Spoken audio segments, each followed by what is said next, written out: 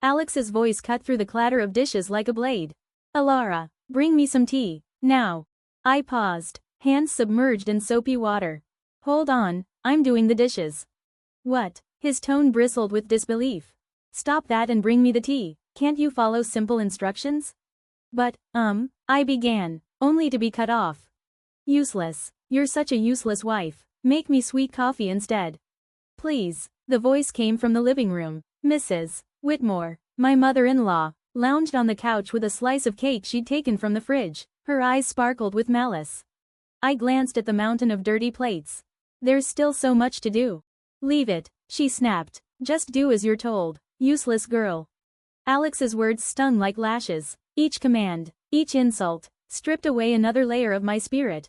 I was Alara, 28 years old, a working mother suffocating in a life that felt more like a prison than a home. I married Alex at 23, hoping for love, only to find myself tethered to a man and his domineering mother. Our 4-year-old son was my only joy, my only reason to endure.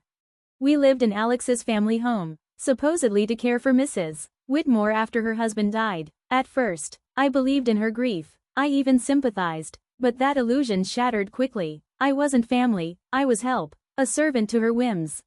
Cooking, cleaning, working, nothing was ever enough. Every effort dismissed, every meal mocked. This stir-fry is half-hearted, she'd scoff. Do it properly, from scratch. I'm working full-time, I can't make elaborate meals every night, I'd say, trying to keep my voice steady. And that's why I hate mouthy daughters-in-law, she'd retort. Cook from scratch, no excuses. One evening, I made the mistake of answering back. Why don't you cook, then? You're always criticizing. She gave me a look colder than ice. Why would I? That's what you're here for. Are you stupid?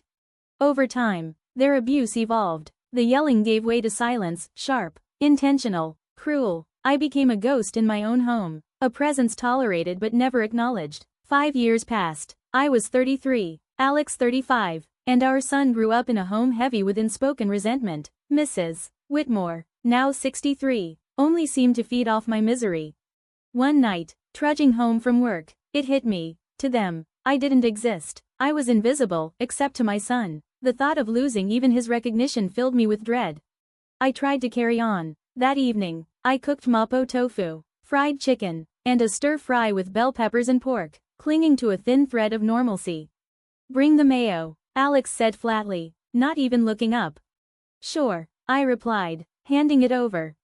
No, thank you, just an order, a command. It was the first thing he'd said to me in days, and it was enough. The last thread of patience snapped. Then came her voice again. Clean the toilet.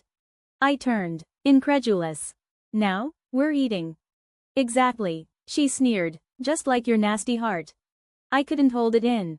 Don't say things like that during dinner. Alex joined in, demanding I apologize, but I didn't, not this time. I stood my ground, for the first time in years. That night, I locked myself in our room. My hands trembled as I downloaded the divorce papers. I filled them out, then slammed them down in front of Alex. I'm filing these, I said, my voice clear, steady. He stared at me, stunned, but I felt nothing, not fear, not regret, only cold determination. For the first time in a long while, I felt like I existed. The days that followed were a storm of glares and snide remarks, but within the chaos, I found a strange calm, a quiet strength. At dinner one evening, Mrs. Whitmore eyed the food with disdain. This, even a child could do better. I ignored her and smiled at my son. Eat up, sweetheart, I made your favorite. Alex smirked. Trying to play the perfect mom now? How pathetic. I clenched my jaw but kept my voice even. I just want to make a nice dinner for our son. Mrs. Whitmore scoffed. Don't act righteous, you're a burden. The tension was suffocating, but I stayed calm. Alex leaned in. So, how exactly do you plan to survive after the divorce? You can barely manage this house. I looked him dead in the eye. I've supported this family for years, I'll be just fine. His smirk faltered. Mrs. Whitmore jumped in quickly. Don't be stupid, you need us more than we need you. But the truth was beginning to show. Without my salary, this house falls apart, I said flatly. Mrs. Whitmore rolled her eyes. We'll survive without your pity money. But Alex said nothing, he knew. In the days that followed, Their cruelty became desperation. One moment, Mrs. Whitmore was insultingly sweet. The next, she was venomous again. But the tides were shifting, and they knew it. When I refused to comply, Alex seemed lost. His arrogance crumbled, his facade shattering as the harsh reality of his financial dependence on me became undeniable. One afternoon, I overheard a conversation between him and his mother that chilled me to the core. "She can't leave us like this," Alex hissed. "We need her money." Mrs. Whitmore's response was cold and calculated. "Don't worry, I've got a plan. We'll make her life miserable enough that she won't dare to leave."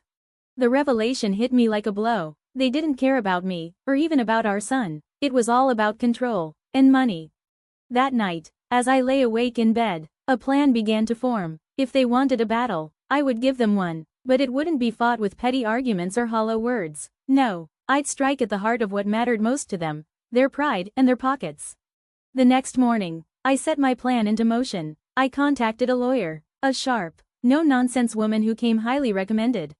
"I want a divorce," I told her, "and I want to make sure they don't get a penny more than they deserve." She nodded, her expression one of grim determination. "We'll make sure of that. You've been the sole breadwinner, right? We'll use that to our advantage." As the days passed, my resolve grew stronger. I began documenting everything, the insults, the financial manipulation, the cruel little jabs they'd thrown over the years. It was time to turn the tables, time to make them face the consequences of their actions.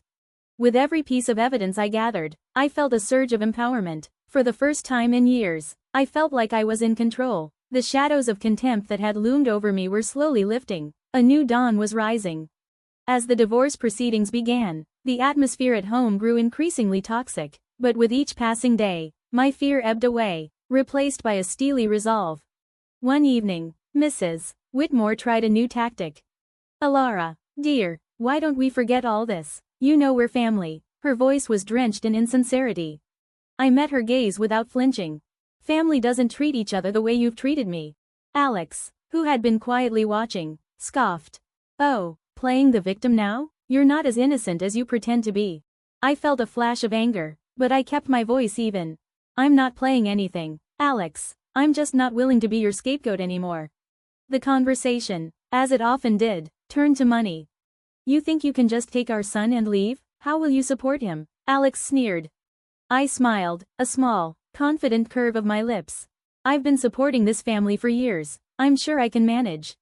Mrs. Whitmore's face contorted into a sneer. "You're nothing without us. You'll come crawling back." But their words no longer had any power over me. I knew my worth. I knew the truth. The next day, I met with my lawyer again. She laid out the strategy with precision. "We'll expose their financial dependence on you. It'll play a crucial role in the custody battle and the division of assets." I nodded, feeling vindicated. The law was on my side, and I was ready to fight back. At home, the tension reached a boiling point. Mrs. Whitmore's attempts to undermine me grew more desperate. "You think you're so clever," she spat one evening, "but you're just a cold-hearted woman abandoning her family." I locked eyes with her. "No, I'm a woman who's finally standing up for herself." Alex jumped in, his voice dripping with venom. "You'll regret this. You can't survive without me." But his threats no longer fazed me. I was done being intimidated. The days passed, and my preparations for the court battle grew more intense. I gathered financial statements, recorded their abusive remarks, and collected evidence of their negligence. One afternoon, as I sorted through my documents, my son came up to me, his small voice full of uncertainty. "Mom, are we going to be okay?" I pulled him into a hug, my heart swelling with protectiveness. "Yes, sweetheart, we're going to be fine. We're leaving this place, and we're going to start a new, happy life, just you and me." His arms tightened around me, and in that moment, I knew I was making the right choice. I was fighting not just for myself, but for his future. The day of the court hearing loomed, and with it, the promise of freedom. I was ready to face Alex and Mrs. Whitmore, ready to end their reign of control and emotional abuse. I was ready to reclaim my life and give my son the peace and happiness he deserved. It was time for justice, and I would make sure it was served. The day of the court hearing arrived, a day that would change everything. I had been anticipating the court day with a mix of dread and determination. As I sat across from Alex and Mrs. Whitmore in the courtroom, a surreal sense settled over me. This was the moment everything would change. The proceedings began with a chilling formality. Alex's lawyer painted him as a devoted husband and father, struggling under the weight of baseless accusations. Mrs. Whitmore played the role of the wronged mother-in-law, betrayed by an ungrateful daughter-in-law, but their performances were weak, their lies easily seen through. When it was my turn, I spoke clearly, my voice unwavering. I've been the sole provider for this family for years. My husband's unemployment and his mother's manipulation have caused constant strain. Alex immediately interjected, his voice dripping with feigned hurt. Alara, how can you say that? I've always supported you. I turned to him, my gaze hard. Support is more than words, Alex. It's about actions, and your actions have only shown selfishness and cruelty. The judge listened attentively as I presented the evidence, financial statements, recordings of their verbal abuse, and testimonies from neighbors who had witnessed their behavior. The truth was irrefutable. As I laid out the facts, Alex's facade began to crumble. Mrs. Whitmore's carefully maintained composure cracked, her mask of innocence slipping away. Then came the revelation that sealed their fate. My lawyer presented photographs and documents proving Alex's infidelity, and even worse, Mrs. Whitmore's affair with a wealthy neighbor, Mr. Harwood. The courtroom erupted in gasps and murmurs as images were shown, revealing their compromising positions. Their deception was laid bare for all to see. Alex's face turned ashen, his eyes wide in disbelief. Mrs. Whitmore's expression twisted with fury, her hands trembling. You invaded our privacy, she shrieked. I met her gaze, calm and resolute. No, I exposed the truth, a truth you both have been hiding for far too long. The judge called for order, but the damage had already been done. Their credibility was shattered, their lies exposed to the unforgiving light of the courtroom. As the hearing came to a close, the verdict was clear. I was granted full custody of our son, and a fair division of assets was ordered. Alex and Mrs. Whitmore were left with little more than their ruined reputations. As I walked out of the courtroom, a weight lifted from my shoulders. The years of manipulation and emotional abuse were finally over. I had stood up to my oppressors and emerged victorious. But the sweetest moment came when my son ran into my arms outside the courthouse, his face alight with relief and joy. We did it, Mom, he said, his voice full of happiness. Yes, we did, I replied, holding him close. We're free now, and this is just the beginning, for us. As we walked away hand in hand, I realized that this was not just a victory for me, it was a victory for anyone who had ever been made to feel small, powerless, or unworthy. It was a victory for truth, for justice. A new chapter was beginning, one filled with hope and the promise of a brighter future. The aftermath of the court ruling was swift and tumultuous. Word of Alex and Mrs. Whitmore's deceit spread like wildfire, quickly tarnishing their reputations in our small community. The facade they had carefully constructed was shattered, and they could no longer hide behind the image of respectability they had worked so hard to maintain. In the days following the verdict, I focused on rebuilding my life with my son, but a quiet satisfaction lingered in my heart, knowing that they were finally facing the consequences of their actions. One evening, as I was preparing dinner, I received an unexpected visitor, Mrs. Harwood, Mr. Harwood's wife. Her eyes were red from crying, and her voice trembled with emotion. Alara, I heard about everything, she said, her voice cracking. I can't believe what Sylvia did. I trusted her, both as a neighbor and a friend, and to think she was having an affair with my husband. I invited her in, offered her tea, and listened as she poured out her heartache. It was clear that Mrs. Whitmore's actions had caused far more damage than she had ever anticipated. The next day, I encountered Alex in town. He was a shadow of the man he once was, his arrogance replaced by a hollow look of defeat. Alara, please, can we talk? He asked, his voice barely above a whisper. I stopped, facing him. What is there to talk about, Alex? He fidgeted, unable to meet my gaze. I'm sorry, for everything. I didn't realize how much I depended on you, on your strength.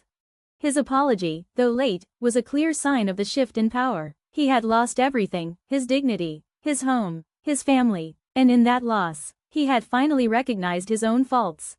But it was Mrs. Whitmore who faced the harshest consequences. Her affair with Mr. Harwood not only ruined her reputation, but it also led to legal trouble. Mrs. Harwood had filed for divorce, and was pursuing a lawsuit for alienation of affection. I heard about Mrs. Whitmore's downfall through whispers among the neighbors. The rumors painted a picture of a woman undone by her own choices. She had become an outcast, shunned by those she once considered friends. One afternoon, I saw her at the grocery store. Her head was bowed as she hurried through the aisles. Our paths crossed. And for a brief moment, our eyes met. The look in her eyes was unmistakable, resentment and defeat. "You did this to me," she hissed under her breath as she passed. I watched her walk away, a mix of pity and vindication swirling within me. "No, Sylvia, you did this to yourself." The tides of justice had turned. The consequences of their actions were now inescapable. Alex and Mrs. Whitmore were left to grapple with the life they had built on lies and manipulation. As I watched them struggle in the ruins of their own making, I knew the best revenge was not anger or retribution. It was living well, free from their toxic influence. As I shifted my focus back to my son and our new life, I realized this wasn't just a story of revenge. It was a story of liberation. Of breaking free from the chains of abuse and control. Of rediscovering my strength. And as I looked ahead, I knew the best was yet to come.